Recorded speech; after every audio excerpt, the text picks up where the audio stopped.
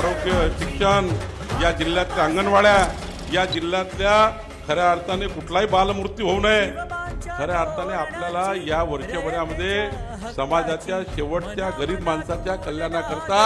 भारतीय जनता पार्टीच्या पक्षाच्या वतीने आणि सरकारच्या वतीने या ठिकाणी जिल्ह्याला, या महाराष्ट्राचा प्रथम जिल्हा आणण्याचं काम आपल्याला करण्याचा प्रयत्न करायचा आहे।